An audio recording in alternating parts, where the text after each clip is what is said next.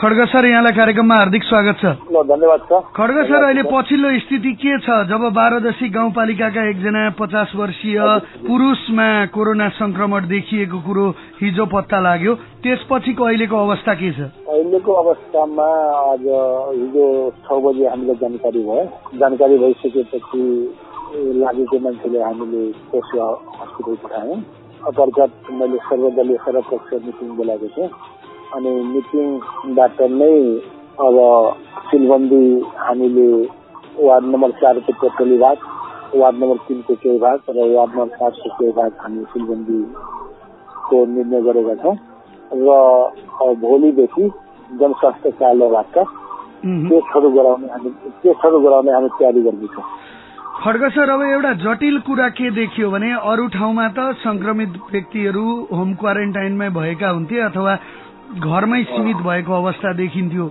त्यहाँको केसमा चाहिँ व्यक्ति स्वयमै अब धेरै पटक चाहिँ धेरै ठाउँमा राहत बाँड्दै हिँडेका कुराहरू समेत आइरहँदा अब त्यही संक्रमणको संख्या त बढ्ने कस्तो देखिन्छ सम्भावना, के बुझ्नुभयो? सम्भावना भन्दाखेरि उहाँको क्रियाकलाप जुन अहिले मैले बुझेको छु त्यो निश्चय नै संक्रमणको संख्या बढ्न सक्छन्। तर यहाँ चाहिँ त्यो अवस्था किन सिर्जना हो भने हामीले उहाँलाई जम्मा योभन्दा अगाडि 3 पल्ट टेस्ट गराइसकेका थियौँ र उहाँ होम क्वारेन्टाइनमा हुनुहुन्थ्यो। उहाँले 3 पल्ट टेस्ट गर्दाखेरि तपाईँको स्वाब टेस्ट गर्दा पनि तपाईँको नेगेटिभ आयो भन्ने चाहिँ हल्ला चल्यो। उहाँलाई जानकारी पनि सम्बन्धित निकायबाट नै जानकारी गरायो, तपाईँको चाहिँ नेगेटिभ आयो।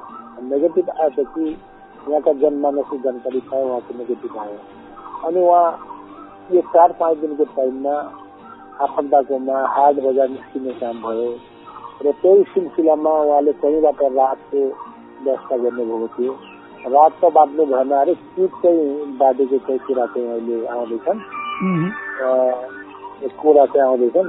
अब त्यो अवस्था वास्तवमा त्यो यदि नेगेटिभ आएको कुरा जुन रिपोर्ट आयो त्यसले चाहिँ हामीलाई धेरै तपाईँको अप्ठ्यारोमा पारेको अवस्था।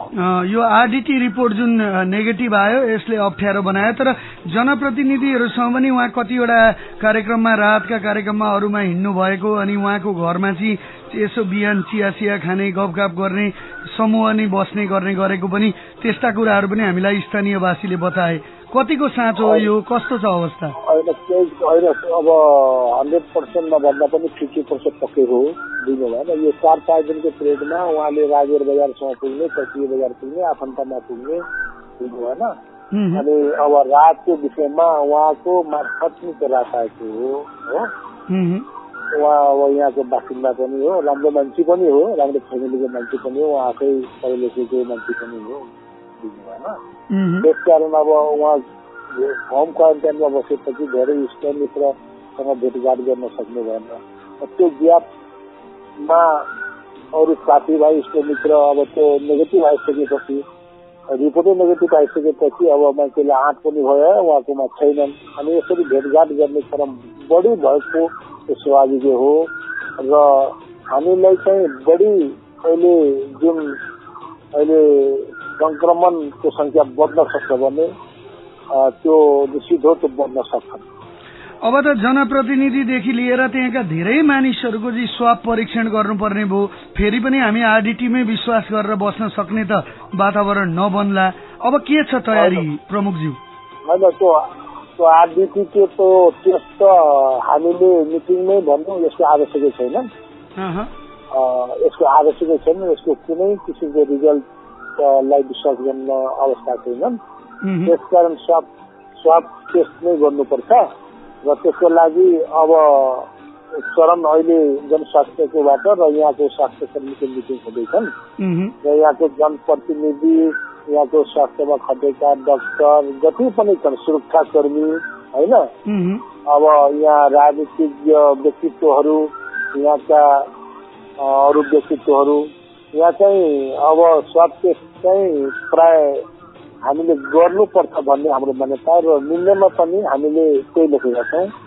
त्यसको लागि प्रदेश केन्द्रसँग चाहिँ सम्पर्क अब गर्ने कार्य चाहिँ मेरो चाहिँ जारी छ।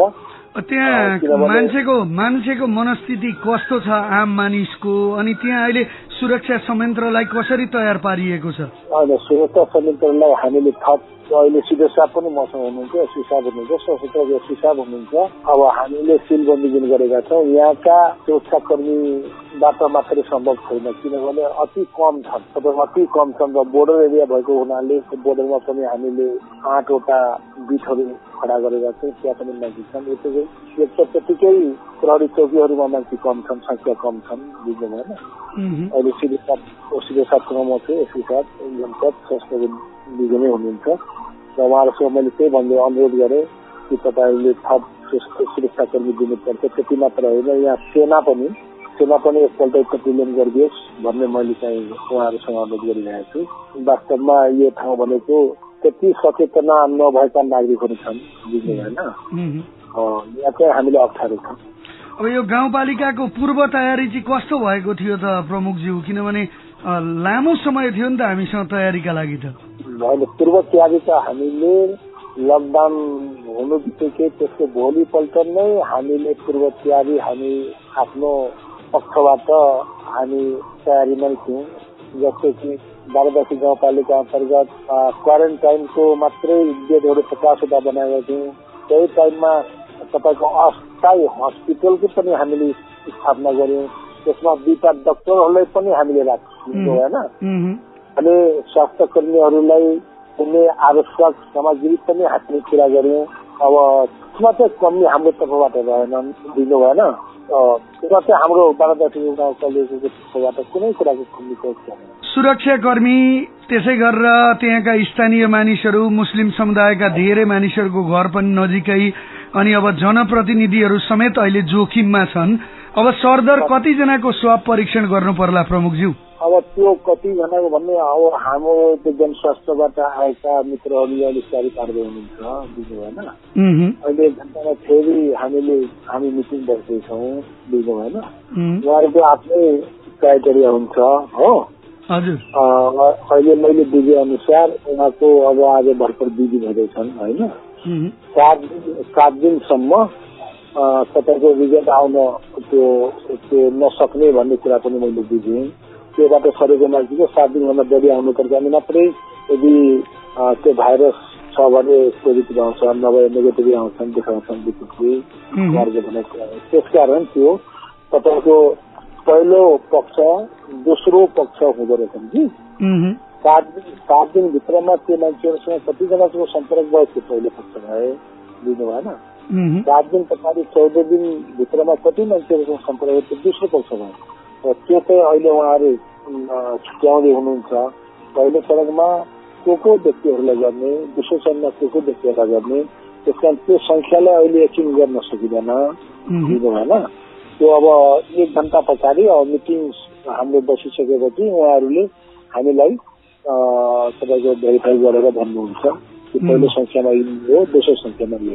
अबको दिनको योजना के छ त बारादशी गाउँपालिकाको? अब भोलिदेखिको योजना के हुन्छ? भोलिदेखि योजना चाहिँ टेस्टहरू गर्ने, सुरु गराउने, अनि यहाँका जुन हामीले सिलबन्दी गरेका छौँ प्रत्येक नागरिकलाई अहिले माइकिङ हामी गर्दैछौँ। तपाईँहरू आफ्नो आफ्नो घरमा सूचित किसिमले बसिदिने, घर जोडेको कारणले गर्दाखेरि कसैको घरमा कोही नजाने, आवश्यक सामग्री ठेलामा यो गरेर चाहिँ घर पुर्याउने भन्ने चाहिँ हामीले अहिले निर्णय गरेका छौँ। तपाईँ बारादशी गाउँपालिकाका अहिले धेरै आम मानिसहरू सुनिरहनु भएको छ, त्यसै गरी त्यहाँदेखि बाहेकका धेरै मानिसहरूले पनि सुनिरहनु भएको छ।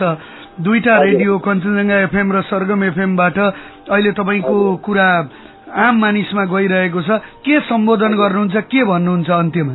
अन्त्यमा त बारादशीका सम्पूर्ण मेरा आदरणीय आमा बुवा दाजुभाइ दिदी बहिनीहरूलाई म अनुरोध गर्न चाहन्छु गाउँपालिकाको अध्यक्षको नाताले अहिले विश्वव्यापी कोरोनाको भाइरसको चपेटामा विश्व नै छन्। 7 अरब मानव जाति हामी त्यसैको चपेटामा छौँ। त्यसकारण बारादशीमा एउटा एकजनाको पोजिटिभ देखिएको हुनाले निश्चय नै हामी त्यो अब मैले भुल नगर्दा पनि यहाँका बासिन्दा भुल नगर्दा पनि कोहीबाट भुल भएर आयो।